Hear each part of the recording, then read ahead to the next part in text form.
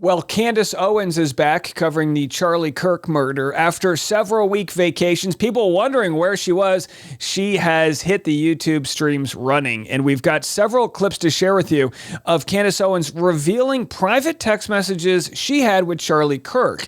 Some people are objecting to these messages, saying they think they're fake. I believe them to be real, not having seen any metadata. I don't have any reason to believe she's making these messages up. I'm going to share exactly what Charlie Kirk said to her and why she continues to say that Charlie Kirk was betrayed. Now, we obviously know he was murdered. The conspiracy is by who? On the first half of this episode, if you didn't catch that, go back and watch it. I covered Tyler Robinson and a legal victory he received just yesterday with regards to his attire in his upcoming murder trial. The judge rules he'll be allowed to wear street clothes as to not taint a jury by putting him in prison garb. Although the judge also ruled he'll have to be constrained. They were trying to get it so that he wouldn't be restrained in any handcuffs, but he'll be constrained or restrained in handcuffs or foot cuffs. I don't really know, but will be allowed to wear street clothes. Now, why is that big? Again, it just comes down to having a fair trial and not being perceived to be guilty before you're able to prove your innocence. Now, with regards to Candace Owens, she's been going scorched earth on her friend Charlie Kirk, defending him, claiming that there were big forces working to pull millions of dollars in donations from Turning Point USA, proof that has been verified. You might remember Candace Owens shared these private text messages claiming donors were pulling out millions of dollars. People said, "Oh, are these even real?" And then the I guess defunct heads of Turning Point USA said, "No, these private group messages were in fact real." So we have no reason to believe she's lying about that. She's also going to discuss some other aspects from the shooting. The camera guy, why he was taking down the cameras right away, why that would be suspicious. I'm going to agree with some things and I'm going to push back on some things. I think that's fair. As you guys know, we've discussed this weird movement to kind of cancel content creators who cover Candace Owens. Now, you don't have to agree with what someone says and everything they have said in the past to find what they have to say newsworthy. Candace Owens has made claims, we're covering her defamation suit where she's being sued for defamation by the French president and the wife of the French president. I don't necessarily believe the claims she's made. I don't believe her evidence has given definitive proof of the claims that she has made in that case. I also think she has a right to talk about it, just not to the extent where you're defaming somebody, but she'll get a fair trial on that. And we'll continue to cover it. Hit the subscribe button if you haven't already. So I'm going to share several clips, the camera guy and the text messages. It's interesting stuff as Candace, at least is showing her math. She's going out and sharing the conversations she's having, trying to get down to the bottom of what went down on that very tragic day. I reached out when people saw him taking down the camera. I said, "What is this? Why are you here?" Literally, so why? There is the guy taking down the camera just moments after Charlie Kirk was murdered. At the time, they might not have known that, but again, one bullet, I believe, a strike to the neck, and he died very soon after. People want to know what's on that footage, and Candace Owens had a phone call with the camera guy. Why are you standing next to Charlie? I've never, at any college event ever in 6 years, had that man standing next to me at an event, okay? Sometimes he wasn't even there. Other times, of course, when you are in AV, your job is to be somewhere quiet. Your job is to have on headphones to make sure the audio is good. Maybe the idea that the person running a company is miking you up is completely absurd. And I disagree with that notion. These aren't film crews with 80 people there. Maybe someone's miking somebody. There's a lot of hands on deck when this happens. But Candace Owens has been at these events. So she has the sort of ability to look at this from someone who has sat there and said, "I've never seen this guy work in the camera before. What the hell is he doing there?" Now, my personal thought, having been on the production side of events, is sometimes so obviously we don't know what it's like to deal with a tragedy like this, which it makes it very hard to analyze what you would do in that moment. But the idea that someone would take down their very expensive cameras shortly thereafter is not strange to me. Now you might say, yeah, but it's a crime scene. Are they even considering that in the moment? Or are they just saying, get the cameras down, get the memory cards, like we just got all this on camera, we need to secure all of this. We can't just leave it out there with hundreds of people running around. So I don't blame somebody for trying to take their cameras down afterwards. And I also don't blame Candace for asking these questions. I didn't like it. It felt new to me. And you know what? When I called him, things got pretty weird. He acknowledged that a lot of new stuff was happening on that day. And I inquired to him immediately about the subtle changes that I recognized. And the thing that struck me as wrong was that he lied to me. I don't know why he was lying to me, but a lot of the things that he said didn't make sense. And I'm going to speak more thoroughly about what it was that he said, because obviously I recorded the phone call. I, of course, asked him why he took down the cameras so quickly. I asked him to, first and foremost, simply show me the footage, because that's all I wanted to do. I'm thinking, again, we're all going to get the band back together and solve this murder. And he got weird. He got really weird. I said, I just want to see the footage so I can debunk. I know that you don't want to put more footage out there. That's fine. But just show me the footage so I can debunk all these internet conspiracies. So she wanted to see the footage, and he kind of said, well, we need to run it through some other people first, which, again, if you're listening to Candace Owens as she presents her side of the story, you go, yeah, why wouldn't you just show the footage? But on the other end, if you're looking at the prosecutorial side, you go, why the fuck should we have to share this with Candace Owens? We're going to, all of this is going to come out in the wash in court. And maybe it will or maybe it won't. You get this a lot by Candace. God bless her. You get this a lot where she says, why, Bridget McCrone, why wouldn't she just have a conversation with me? Or why wouldn't this happen? Or all I'm trying to, and it's like, well, you don't get the be all end all, you're not the discovery expert who gets to see everything. But I do understand that she's essentially got the largest platform covering this case. Absolutely. Especially from a conspiratorial aspect. And again, I don't blame her doing it. I think it's totally fair and on the books for her, a friend of Charlie Kirk's, even if she wasn't, to want to dive into all of this, the greatest conspiracy of our time right now. Even if Tyler Robinson is the one who did it, there are plenty of conspiracies that will live on for our lifetime regarding that sad and tragic day. So I don't blame Candace for wanting to get down to the bottom of it while things are still fresh. But at the same time, I don't blame them saying, we're not going to just show this to you. Like, the footage is there. Footage of all. Why be so secretive about it? He then told me that he needed to speak with Turning Point lawyers first to see about releasing the footage. I said, okay, fine. I let him take a couple of days off, and then we got back on the phone.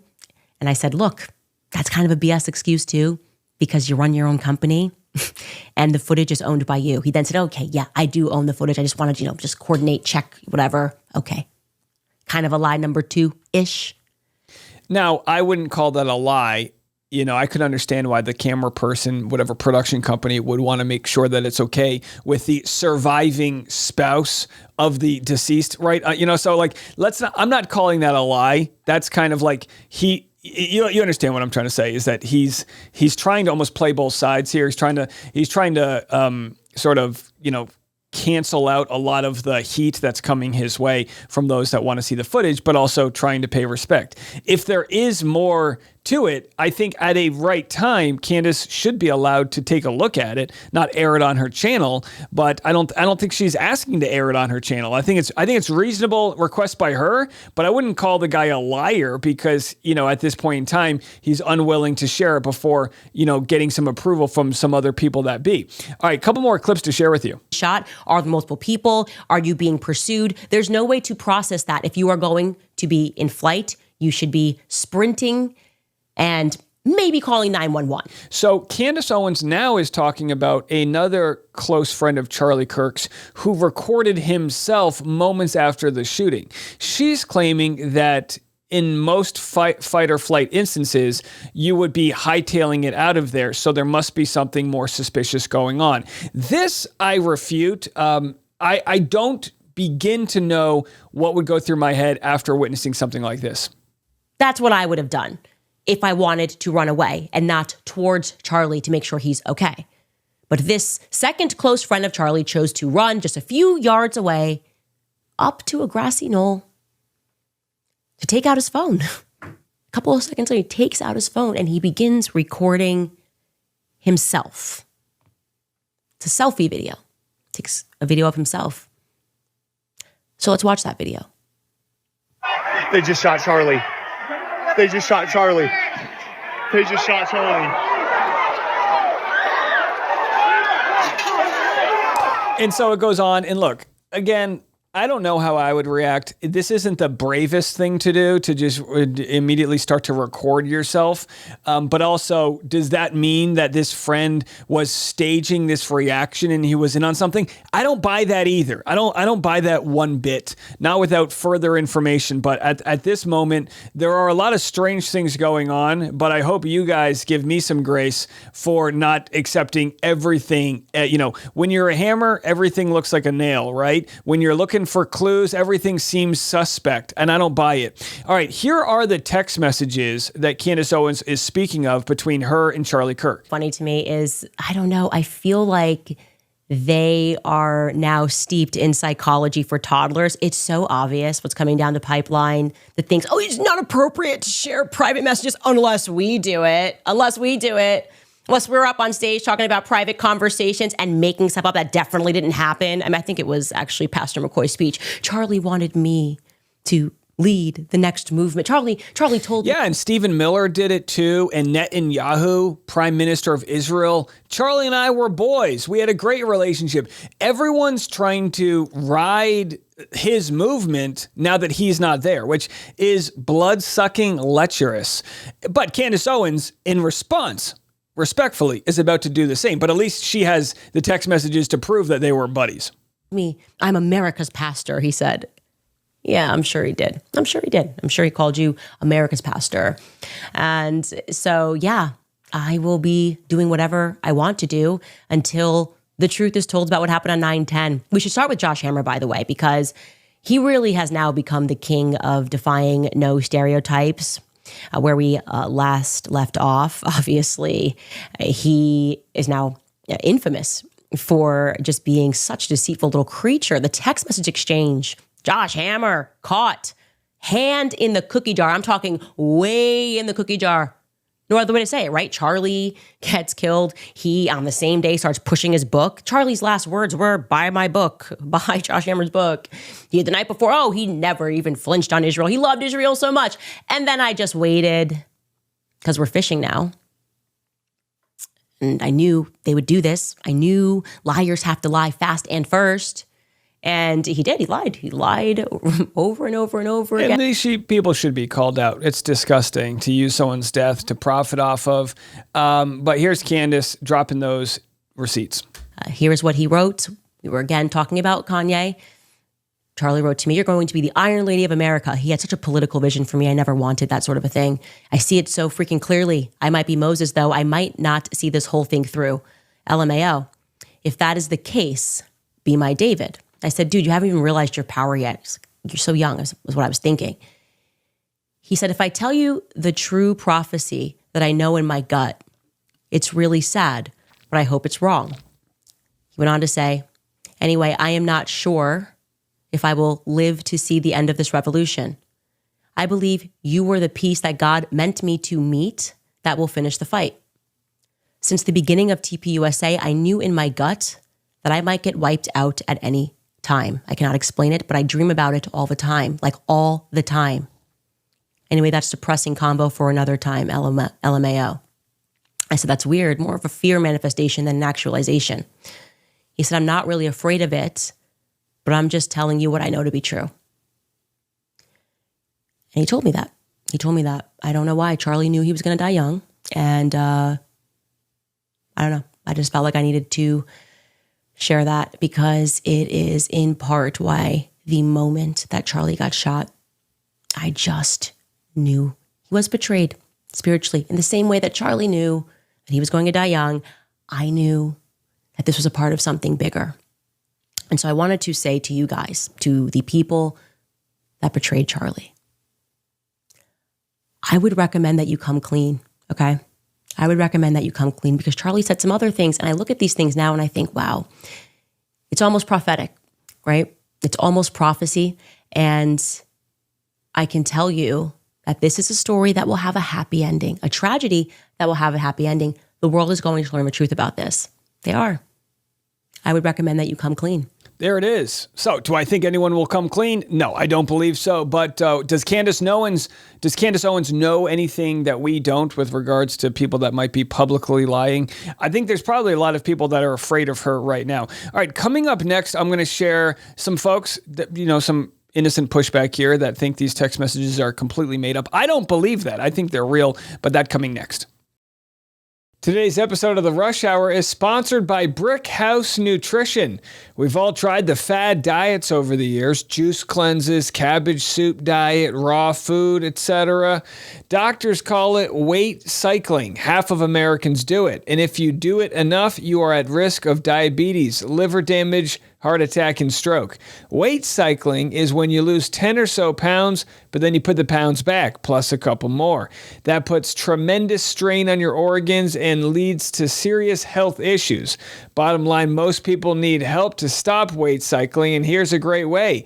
Non-prescription Lean was created by doctors. Lean is an oral supplement, not a GLP-1 injectable, and the science is impressive. Its studied ingredients also target weight loss in 3 powerful ways. Lean helps maintain healthy blood sugar. It helps control appetite and cravings, and it helps burn fat by converting it to energy. And burning fat helps keep the weight off. If you want to lose meaningful weight at a healthy pace and keep it off, add Lean to your diet and exercise lifestyle. Get 20% off when you enter Rush Hour at TakeLean.com. That's code Rush Hour at TakeLean.com. Whenever you drop text messages like these, people are going to analyze them. And, some people are saying he told her to fight for him. She's doing exactly that. The people vilifying Candace are trying to hijack her efforts and stop scrutiny. They cannot be trusted. And then other people are saying, no timestamps, weird, unusual that Charlie didn't capitalize the G in God. And people are saying, I don't know, it's easy to Photoshop messages. I don't believe this. No, I don't one bit think that these text messages are made up. I don't. Yeah, that's right. This is how people talk. They make typos. They fire texts out of their ass. They're texting and driving. They're all over the place. You know what I mean? So no, maybe he didn't capitalize G in God, but I don't think that says much. I believe they're real until proven otherwise. And I'm sure if Candace gets involved in any legal issues, she would have to produce the metadata behind all of this. So that's where I stand on that. But as far as who might have betrayed Charlie Kirk, I don't know. Sometimes they say the simplest thing's the right thing, and that is that Tyler Robinson was a lunatic who operated on his own. But again, he's the prosecutors are going to have to prove that in court. And there was several people that claimed they were the shooter at the time of day. There was flights that left that were flying in the dark.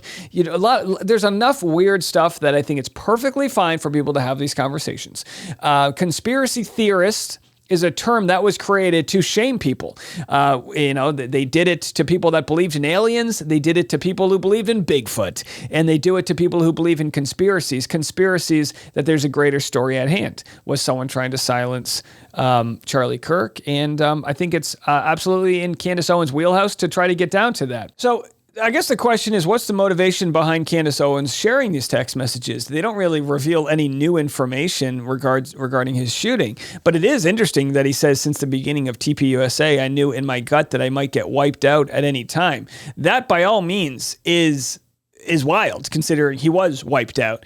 That is wild. And Candace Owens also, there's a little bit of a humble brag by sharing this, because she basically is sharing Charlie Kirk wanting to anoint her as the next big coming. She says, you're the Iron Lady of America. And look, friends hype each other up. They both believed in big things. I probably don't agree with a lot of the things that Charlie Kirk agreed with, but when it comes down to it, I believe in the First Amendment. I believe in your right to be able to share your thoughts and opinions especially if I disagree with them. And I think we live in a society now where we really need to come together to protect the Constitution from forces that be. Now, I might lose you with what I'm about to say, but whenever you talk about a subject like Candace Owens, you get introduced to a new audience and they, want to know what side you're on and whatnot. I'll be quite frank with people that might have just found me out of nowhere. I'm a stand-up comedian and I'm a guy who has progressive values. I believe we should spend less money on foreign wars and more on the people that need it in our country. I believe that most people that are homeless, it's due to drug addiction. It's due to living in despair. I believe that most crimes that are committed are because of that same despair. People that haven't been able to get out of poverty. I believe in food stamps to help people that might need a helping hand to kind of get in their foot in the door with a job and getting to just that basic white picket fence world we all strive for. It's impossible to try to buy a home right now. I had to literally hit the lottery as a content creator to make enough money to buy a home for my family, to even start a family. I believe in those things. Charlie Kirk believed in some of those same issues with regards to housing. He believed that it was rigged. He believed that people wanted to start families. And I don't believe that everyone does, but I believe people should have that choice. And my generation, millennials, we have been fucked left and right since I graduated college, from the housing crisis to the recessions to the endless wars. We've been fucked out of our mind. Now, private equity owns, all these homes and it's jacking up the price. They're prefixing the rent prices and just screwing us over left and right. And I think we should be able to talk about these things and agree on these things, even if we don't agree on everything else. I believe that the Constitution's under attack. We're seeing boats getting blown out of the water in the Caribbean without due process. If I want to fight for due process for Tyler Robinson, I want it for people that are getting deported. I want it for Mahmoud Khalil, a pro-Palestine protester. I want it for every single person, whether a U.S. citizen or not. Those are the values that I think make our country great, and they're under attack. Here's Mike Johnson actually agreeing that there's no path for Donald Trump to have a third term. I can't even believe we're having this conversation. I'm glad that folks like Candace Owens are beginning to speak up against some of the violations. Even Megyn Kelly, who's a real big Donald Trump bootlicker, is speaking out against the senseless use of the National Guard in cities. We should be able to come together as Americans and discuss these issues that we should have a hard red line on when it's violating the Constitution. Well, there is the 22nd Amendment. I spoke with the president about an hour ago. It's late in the evening in Japan. He's working around the clock, serving the American people. He doesn't stop. Talk about someone who works around the clock. It's been a great run, but I think the president knows, and he and I have talked about the constrictions of the Constitution, as much as so many of the American people lament that. The Trump 2028 cap is one of the most popular that's ever been produced, and he has a good time with that, trolling the Democrats. So here we have Mike Johnson saying, no, he doesn't actually want to run in 2028, says there's no path, but doesn't really say he shouldn't, just that there's no path. Now, the only legal path would be if they have enough people in Congress to ratify the Constitution, and it takes a lot to ratify the Constitution. And if there is a free and fair election in 2026, that absolutely won't happen. But that Constitution would have to be ratified to allow him to run for a third term. I personally don't think he'll be alive by then. I've said this before, his blood pressure is literally Big Mac sauce. I mean, the guy's not healthy at all. So I don't think it's an issue from that standpoint, but this idea that, the hats are just trolling. Well, that's what they always say about him, that it's always trolling until it's something else. I made this video last month, a month and a half ago. It's one of my most popular videos I ever put together, and shared on my Instagram, D Neals, or The Rush Hour with Dave Neal. If you're new here, go give us a follow. But it was basically me sharing this moment where Joe Biden took this guy's Trump hat and put it on his head, and this guy was a real asshole to Joe Biden, and he kind of just gave it back to him. He was presidential. He was able to use his wit and his intelligence to joke around, even though people call him senile and everything. It was a real positive moment where he joked around. He signed the guy's hat, and he put on the Trump hat, and it was just a way to reach across the aisle. And we need more of that. And yet we've got Trump saying that everyone on the left is essentially a terrorist because they're pro-Hamas going to these rallies, which is so wrong, right? They claim these drug boats are terrorists, so they're blowing them out of the water. What are they going to say about people like me? Do we get blown out of the water too because we're terrorists? We're not. We're fighting for the Constitution, right? So here's what Joe Biden had to say, and this was just shared. Title is Joe Biden delivered the speech of the year, demolishing Donald Trump and imploring Americans to get up and fight back. Have a listen. We can't kid ourselves. We are in one of those moments right now. In my over 50 years in elected public life, this is the worst I've seen it. If Ted were here today, he'd still be fighting like hell, but his optimism would be surely tested. Because truth be told, our very democracy is at stake, in my view.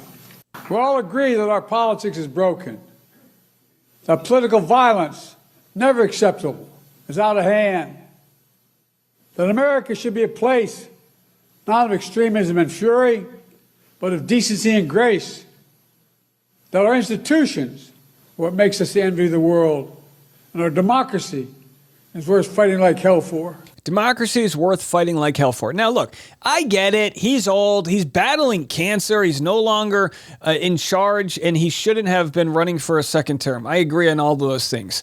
But I also think there was a time where the president helped unite the country. The president helped calm us all down when we wanted to fight with our neighbors. Right now, we've got an administration, not just the executive branch, but we're seeing it with Mike Johnson and so many others, where they want to keep instigating half the country. They want to keep instigating us, accusing us of being violent, accusing us of being pro-terror and all these other things. That's not the country I see. And now that I live here in the suburbs of Nashville, Tennessee, near where Candace Owens lives, I'm telling you, those MAGA signs are pulled up out of the lawn. They are gone. The country does not like what it is seeing right now. And if folks like Candace, myself, and others can have conversations that are reasonable and not treat each other like enemies, that's a country I can live with. That's where we need to be right now if we want to move forward. Let me know what you think. Hit the subscribe button if you haven't already. We're here twice a day, every day. Pop culture and politics, a little of it all. So we'll see you tomorrow. I'm Dave, and this is The Rush.